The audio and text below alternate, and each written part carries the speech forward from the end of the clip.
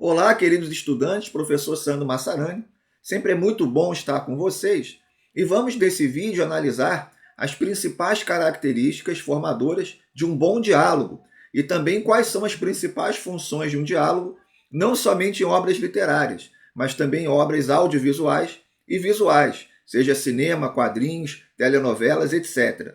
Vamos juntos nessa caminhada. Mãos à obra!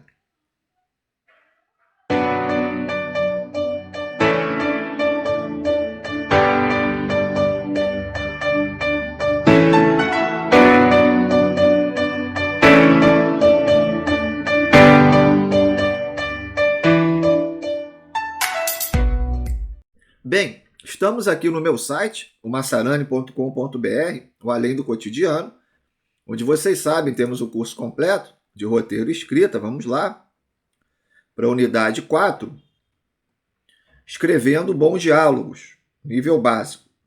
Esse texto está bem completinho, vocês sabem que os nossos vídeos são um suporte ao texto, então é fundamental que vocês leiam o texto. E para esse vídeo eu fiz uma apresentaçãozinha de slides que vai então ajudar vocês a entenderem melhor o texto. Vamos lá. Podemos começar aqui com duas frases contraditórias, mas que ambas têm razão em certo ponto. Vamos lá. Diálogo é conversação, nada mais, nada menos, da escritora Gloria Kempton, que tem um bom livro sobre escrita de diálogos. E o Robert McKee vai dizer, diálogo não é conversação. Bem, sabemos que nas ciências humanas, não vamos esquecer jamais disso, dois pontos opostos, duas opiniões opostas, ambas podem ter, entre aspas, razão. É o que acontece aqui. Por quê? O diálogo de uma obra narrativa, ele é uma conversação, mas não é uma conversação 100% realista. O que o diálogo de uma obra narrativa busca fazer é capturar a essência de um diálogo real, de um diálogo humano. Então, ao mesmo tempo, ele é uma conversação, mas não é uma conversação 100% real. Então, por isso, essas frases são bem interessantes para a gente poder começar a nossa análise. E aí eu separei em 4 partes, assim como no texto, as principais características e funções de um diálogo em uma obra narrativa. Vamos lá. Primeiro ponto importantíssimo é o desenvolver a história. Todo diálogo praticamente tem que ter por trás dele um objetivo, uma função, uma característica de avançar a narrativa, de desenvolver a história. A essência de uma história, vamos lembrar, é um personagem, um protagonista, que deseja algo, ele está atrás de um objetivo. E vai enfrentar muitos obstáculos para alcançar ou não esse objetivo. Então o diálogo é uma forma muito interessante e eficiente do escritor usar para avançar essa narrativa. Do personagem, por exemplo, ir atrás do seu objetivo e, através do diálogo, expor o desejo dele, expor as suas vontades, as suas dificuldades.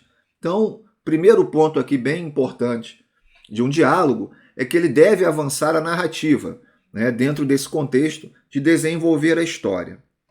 E é muito importante também que diversos diálogos de nossas obras tenham tensão e conflito. A qualidade de uma obra narrativa ela se dá pela qualidade dos conflitos que ela nos proporciona. Então, temos que ter momentos na nossa obra de muita tensão, suspense, conflito, briga, porque isso faz a audiência ficar presa na nossa narrativa, prestar muita atenção. E uma das ferramentas mais eficientes também de dar tensão e conflito a uma obra é o diálogo. E um diálogo não é um monólogo, que é uma pessoa só uma pessoa falando. Um diálogo pressupõe 2 ou mais pessoas. Então tem que ter ação e reação. O diálogo tem que ter uma troca de informações o tempo inteiro, uma conversa entre pessoas. E é bem interessante também que o início a gente tem que estar num lugar diferente no final da cena, uma situação diferente no final da cena do que no início. Ou seja, tem que acontecer coisas na cena que avancem a história. Então essa cena pode ter muita tensão e conflito e ação e reação ao mesmo tempo. Tá? Obviamente, nem toda cena, nem todo momento de uma obra tem que ser tensão, conflito, ação e reação. Temos que ter algumas pausas, né, algum alívio narrativo. Mas é fundamental que o diálogo esteja aí presente em muitos desses momentos.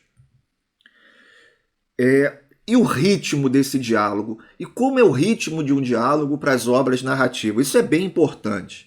Por quê? Porque há uma diferença crucial em relação ao pacing. Pacing é o ritmo, né? O ritmo que o diálogo dá a uma obra. Se essa obra fica mais rápida ou se ela fica mais lenta. Na literatura, pessoal, um diálogo, ele geralmente acelera a obra. Quando a gente está, então, pegando um texto que tem diálogos em oposição à descrição, geralmente, há exceções, mas geralmente o diálogo é mais rápido. Ele serve como uma forma também de se contrapor a um texto descritivo mais pesado. Então, temos às vezes várias obras que a gente lê muito rápido, né? Às vezes a gente fala isso, caramba, li esse livro muito rápido, muito tranquilo de se ler. Geralmente o livro tem bastante diálogos, diálogos ágeis, né, diálogos que vão avançando a história e a gente vai ficando preso e acaba fazendo uma leitura rápida. Então a tendência é que em obras literárias o diálogo acelere o pacing, acelere o ritmo dessa obra. Já, por exemplo, no cinema, em quadrinhos, muito diálogo pode tornar a obra lenta. Não necessariamente isso é ruim. O ruim, o bom, isso é relativo. Depende do que o autor quer para a sua obra. Mas temos que ter isso em mente. Se às vezes a gente faz um filme que tem muito, é só diálogo, muito diálogo, isso pode tornar o filme bem lento. Mesma coisa nos quadrinhos. Se a gente só coloca muito diálogo e aquelas grandes caixas de texto ao mesmo tempo, vai ser um ritmo, né, bem lento de leitura. Então, o primeiro ponto que a gente está analisando aqui de características de um diálogo é que ele sempre deve buscar desenvolver a história. Bem, continuando. Uma outra função e característica do diálogo é de revelar personagens. E isso também é bem importante. Ou seja, através do diálogo, a gente muitas vezes consegue saber a origem daquele personagem, os costumes dele, a cultura dele, a classe social, né? Então, através da conversa, a gente consegue saber muito sobre uma pessoa, maneira pela qual, como ela fala, as palavras que ela utiliza. Então, é bem interessante quando o autor, né, usa o diálogo para revelar traços, né, e costumes de um determinado personagem. E também, lógico, né, o diálogo pode ajudar a revelar o objetivo do personagem na história. Então, pode ser que logo no início da história, um personagem fale, eu quero conquistar aquela pessoa. Então, ali já estabeleceu pelo diálogo o objetivo dele durante a história. Então, o diálogo também pode, né, ajudar o autor aí a deixar bem evidente para a audiência qual é o objetivo daquele personagem. E também o diálogo, ele ajuda a mostrar para a audiência, para o público, as mudanças do personagem ao longo da história, o chamado arco do personagem.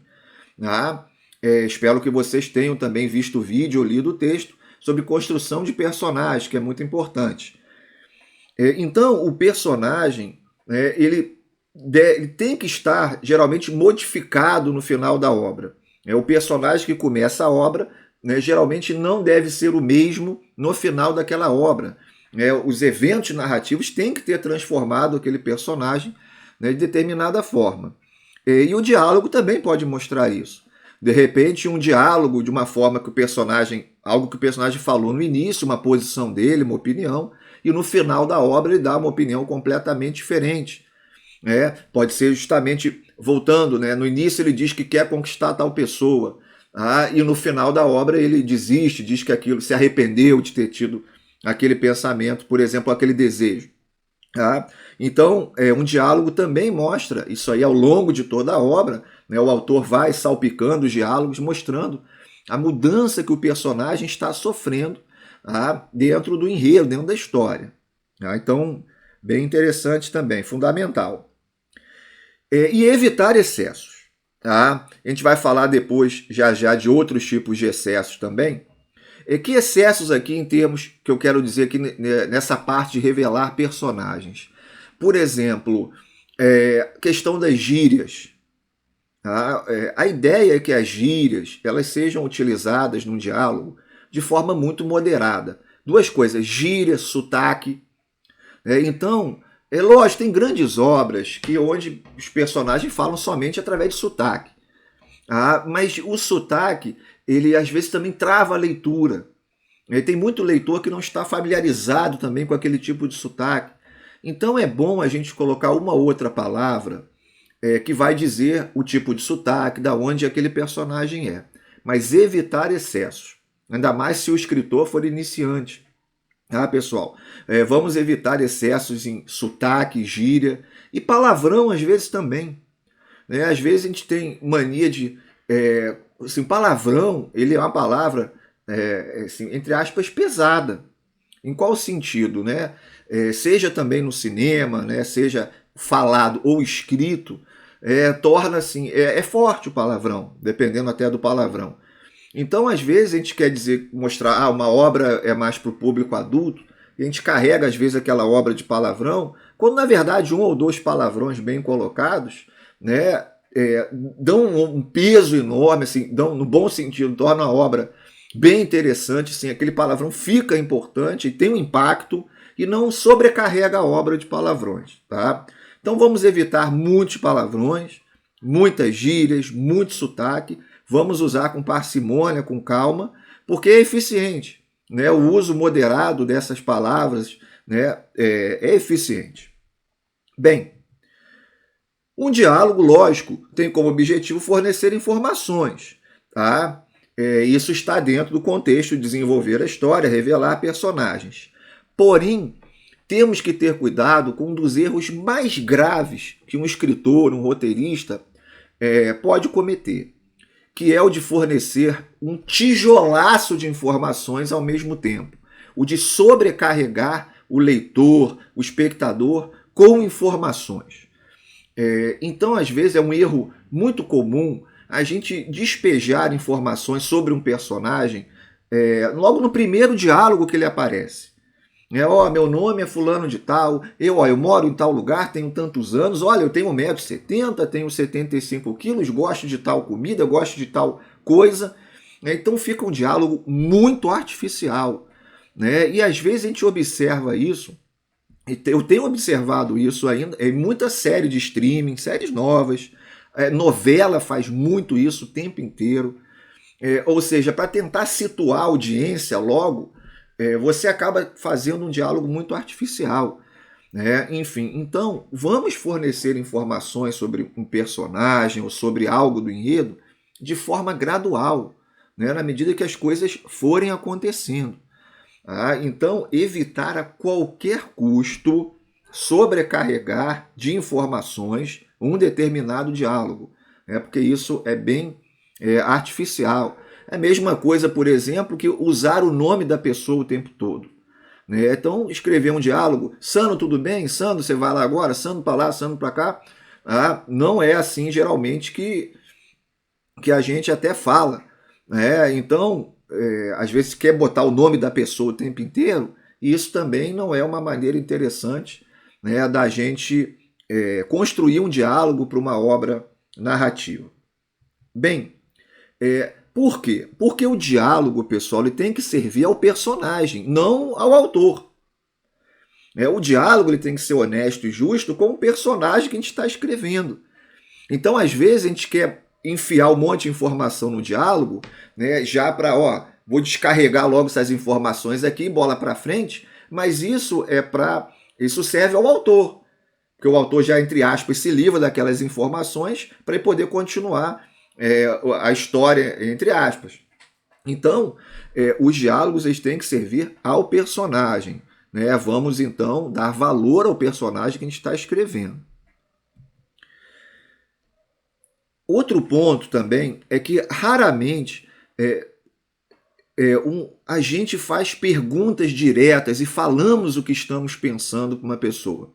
Até para pessoas que nós temos muita intimidade, ou familiares, ou enfim, cônjuges. Dificilmente, pessoal, a gente o tempo inteiro fala a verdade ou fala de forma direta. Na maioria das vezes, parem e analisem isso um pouco. A gente usa o tempo todo os chamados subtextos. A gente tenta, às vezes, falar de forma mais indireta, a gente tenta driblar alguma verdade mais, talvez, inconveniente. Então, isso torna os diálogos de uma obra narrativa num nível de muita qualidade.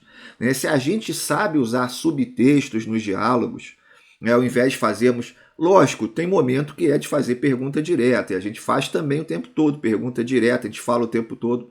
Muitas vezes a gente fala o que a gente pensa também. Mas se a gente for analisar, usamos muitos subtextos. E um diálogo que tem bastante subtexto, geralmente é um diálogo muito bem escrito, é um diálogo de alto nível. Então, às vezes a pessoa pergunta, pô, você gostou dessa roupa? Aí você usa um subtexto, às vezes você não gostou, mas você não quer falar de cara que não gostou, de uma roupa ou de uma comida. A gente usa subtextos, às vezes a gente quer obter uma informação, mas a gente não quer perguntar aquilo diretamente. A gente vai driblando, a gente vai devagar, utilizando a palavra para isso. Então usar subtextos é assim, bem importante. Uma coisa que a gente está observando desses 3 pontos aqui é que um diálogo, ele pega a essência de uma conversa real. Então, nós temos subtextos em uma conversa real. Tá? Muitas vezes as informações que a gente passa para a pessoa, ela vai sabendo isso de forma gradual sobre nossa vida. A gente nunca fala 100% da nossa vida para uma pessoa na primeira vez que encontra essa pessoa. Então, a mesma coisa é em relação quando a gente grava uma conversa. Eu usei até o exemplo no texto de gravação de aula. Eu fico até às vezes assustado quando um aluno me mostra uma aula gravada. Porque na aula gravada, toda hora eu paro, sim, Inclusive aqui na gravação dos vídeos também, que eu busco falar de uma forma bem assim, casual, uma conversa mesmo com vocês. Toda hora tem pausa, tem às vezes um erro ali de uma palavra e tal. Então quando a gente observa uma gravação de uma aula, uma gravação nossa, que a gente faz, o tempo inteiro a gente para raciocinar, pensar, mas isso não pode ser transcrito para um diálogo narrativo, de uma obra narrativa. Senão a gente não vai sair do diálogo. O diálogo que é para ter 2 linhas vai ter 10, 15 linhas. Então, por isso que um diálogo de uma obra narrativa ele tem que capturar a essência de um diálogo real, mas não deve replicar, ele deve simular. Bem, vamos continuar. Muito importante, tá? Não usar somente o diálogo, seja para fornecer informações ou para desenvolver a história. Então, por exemplo, vamos supor que um personagem goste de passarinho. Seria, de repente, muito mais legal, mais interessante, uma cena que mostre esse personagem com passarinhos, algo que acontecesse ele, de repente, criando assim, passarinhos, ou dando comida a passarinhos num parque, ou ele pegando um passarinho machucado e mostrando aquele amor que ele tem aos passarinhos, do que simplesmente ele chegar e falar, oi, eu gosto de passarinho. Então isso, novamente, a gente simplesmente chegar e falar, olha, eu gosto de passarinho, é servir o autor, não ao personagem. A gente tem que dar aí uma qualidade narrativa a esse personagem. Então, vamos usar também ações, não somente diálogo, ação física. Vamos usar recursos visuais para passar informações. O diálogo, pessoal, é somente uma das ferramentas possíveis para o escritor, para o roteirista. Então vamos, sempre que a gente puder equilibrar entre diálogo, entre algo mais descritivo, algo mais visual ou uma ação, vamos equilibrar. E depende também, lógico, da intenção do escritor. Se ele quer dar muita ênfase ao mais diálogo ou ênfase a mais ações. Mas vamos evitar informações que a gente possa passar através, muitas vezes, de ação ou de algo mais visual, ficar somente no diálogo. E o que é, para a gente caminhar já para o final, um diálogo eficiente? Quais são pontos importantes aí para termos um diálogo eficiente? Como acabamos de falar, um diálogo ele tem que capturar a essência do diálogo real. Não é um diálogo real. Quando a gente pega, então, por exemplo, a gravação de um diálogo real, nós vamos ver ali, como eu disse, te gagueja o tempo inteiro, a gente para pensar o tempo inteiro, a gente vai mudando o raciocínio no meio o tempo inteiro. E um diálogo, então, de uma obra narrativa, ele tem que pegar isso, enxugar isso e torná-lo eficiente para avançar a narrativa. Muito, assim, um teste muito legal que a gente pode fazer é o chamado teste da leitura em voz alta. Se você quer saber se o diálogo está bem escrito, esse teste é muito eficiente, ele é simples e é eficiente. Pega o seu texto que você escreveu, o diálogo, e lê em voz alta. E aí você vai perceber se esse diálogo está legal ou não. Quanto mais você fizer isso, você vai ficando com prática. E lógico, quanto mais você estudar diálogos de grandes obras também, que você vai ter parâmetros. Então, uma forma de você analisar se seu diálogo está legal é fazê-lo na leitura em voz alta. E aí você vai perceber se está usando muito o nome da pessoa, que a gente usa pouco no diálogo, às vezes, face a face. Você vai perceber se está dando um tijolaço de informações está sobrecarregando de informações aquele diálogo. Então, é bem interessante que um diálogo eficiente, ele vai passar nesse teste aí da leitura em voz alta. E um diálogo, pessoal, ele tem movimento. O outro erro assim, muito grave que às vezes a gente comete na escrita do diálogo é o famoso erro das cabeças falantes. E esse erro pode ser tanto na literatura, cinema, quadrinhos, ou seja, somente as pessoas falando e elas não fazem nada. Analise aí como é uma conversa real. Às vezes você está num jantar, às vezes você está num bar, você está sentado num banco de um parque. O tempo inteiro nesses locais a gente também está se mexendo, a gente está em movimento, a gente levanta, a gente pega um talher, a gente está comendo, está bebendo, está espirrando, está tossindo, a gente está gesticulando também, sentando, levantando. Então, nossos diálogos, eles também têm que ter esse movimento físico. E isso tem que estar num texto literário, tem que estar numa obra visual ou audiovisual. Vamos evitar também a qualquer custo as famosas cabeças falantes. Às vezes a gente quer colocar muito diálogo e os personagens muito parados. Isso torna a obra totalmente estagnada. E por fim, lógico, um bom diálogo ele é carregado de emoção. Ele tem que trazer, às vezes, ira, paixão, ódio, tem vingança, raiva, então felicidade. Um bom diálogo ele também transmite emoção. Só que a gente tem que ter cuidado com duas coisas aqui: não sobrecarregar e não minimizar. Quando a gente sobrecarrega a emoção num diálogo, a gente cria um melodrama.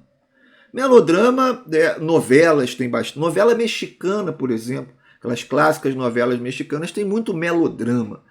Então, quando a gente tem muita emoção o tempo inteiro, a emoção perde um pouco o sentido. Se só tem choradeira o tempo todo, só tem gritaria o tempo inteiro, então isso vira um melodrama. Se sempre os personagens estão toda hora com muita emoção e o diálogo só carregado de emoção, vira um melodrama.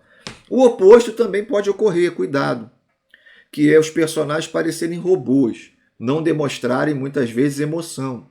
Então vamos buscar uma dose equilibrada, uma dose certa de emoção, para os nossos diálogos.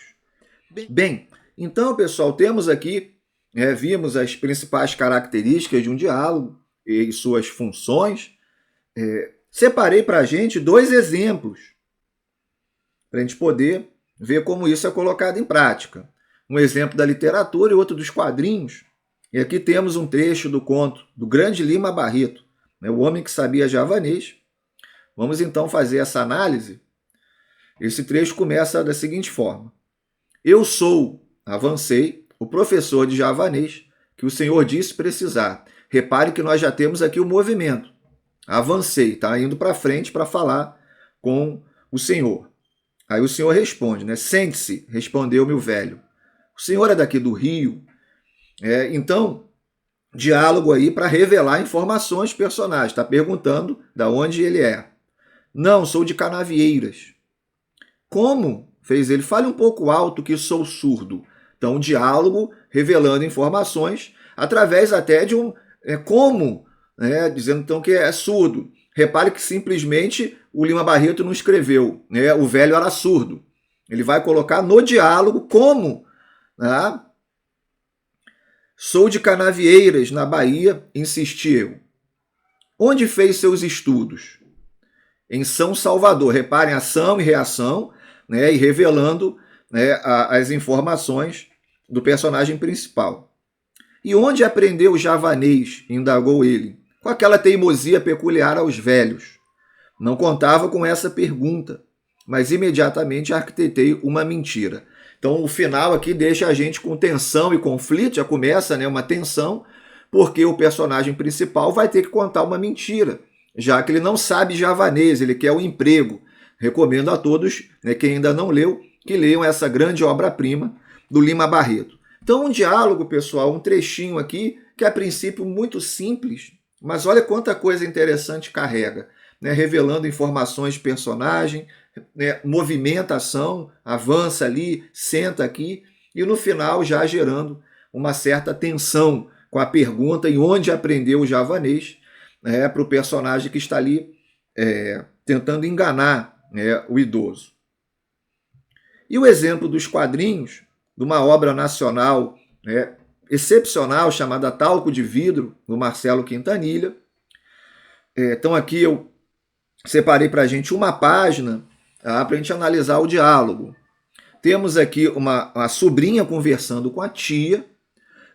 A sobrinha ela vai na casa da tia com o intuito de obter informações para avançar no objetivo dela na história. Não vou dar spoiler gigante, nada disso. E ela pergunta na página anterior se a tia está mais calma, ou porque ela quer saber por que talvez a tia pudesse estar mais calma. Começa aqui já, pessoal, com o movimento, olha, bebendo água, a tia está bebendo água, a sobrinha esperando. Então, mesmo que as pessoas fiquem às vezes sentadas, temos que ter movimento. Não esqueçam, a gente não pode ter as famosas cabeças falantes. Mais ou menos. E aí aqui o Quintanilha afasta um pouco o ângulo de visão, um recurso muito interessante para dar, não tornar estático novamente. Não pode ter um diálogo ou imagens sempre estáticas nesse sentido. Como assim, tia? Mais para mais ou mais para menos? Isso aqui é tudo muito subtexto, mais ou menos, Esse é um subtexto. Ela não quer responder se ela está mais calma, se não está, ou mais ou menos meio misterioso também. Assim, mais ou menos. Às vezes eu dou uma acalmada. Então é aquilo que a gente conversou. A gente não fala o tempo inteiro diretamente a verdade, o que a gente está pensando. A gente usa muito os subtextos. Então esse diálogo aqui nos está mostrando um subtexto muito bem escrito. Sei, aí pega a água, sobrinha, olha, sei, pega movimento. E aqui um silêncio muito importante, porque o diálogo ele também contém silêncio. O silêncio faz os personagens pensarem, faz a audiência respirar um pouco também, analisar a situação. Então aqui temos um silêncio. E aí o subtexto vai embora, porque a sobrinha pergunta: a senhora aumentou a dose do calmante por acaso? Porque o que a sobrinha quer saber por quê ela teria aumentado a dose do calmante, estaria mais calma. Então ela faz uma pergunta direta. Isso aqui é muita ação e reação, e aqui começa já uma tensão também. Repare que tanto no diálogo do Lima Barreto, quanto aqui no diálogo do Quintanilha, o início de uma cena, estamos numa posição, numa situação, os personagens. vai caminhando a cena, a situação está mudando, está gerando tensão, conflito. E aí a tia faz um sorriso sem graça.